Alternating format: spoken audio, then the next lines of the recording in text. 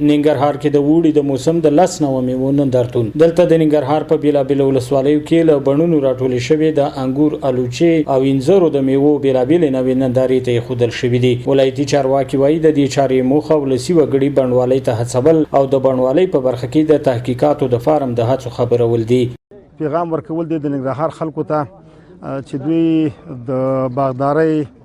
او همدارنګه د سبزیجاتو او همدارنګه د زراعت په نورو برخو کې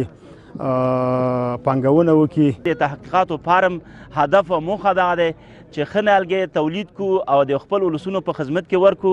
او ولسونه په کم ځمکې نه ډېرې فایدې ترې حاصل کړي په همدې حال کې د کرنې وزارت د تحقیقاتو د برخې مسؤلین بیا بزګرانو او بڼوالو ته د ستروسو خرما او کیلو د بوټو د کینولو سپارښتنه کوي او زیاتوي چې دغه ولایت د کرنې ریاست او د تحقیقاتو مدیریت په دې برخه کې به دریغه همکارۍ ته چمتو دی ما هم ډیره یوه بنیادي میوه ده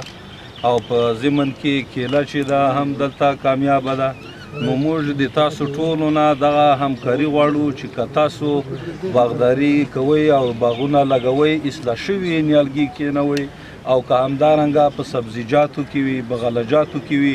اصلاح شوی تخم وکرئ تر څو پورې چې د دکان ستړیا بې ځایه لاړه نشي په لږ مځکه باندې په کمو مصارفو باندې ډېر عواید لاسته راوړي دغه ولایت د کرنې برخې متخصصین بیا بڼوالۍ په برخه کې پانګه اچوونکو ته د تحقیقاتو په پایله کې د لاس ته راغلو نیالګیو د کینولو سپارښتنه کوي دوی باید همیشه کوشش وکړي چې لیبلدار بوټي واخلي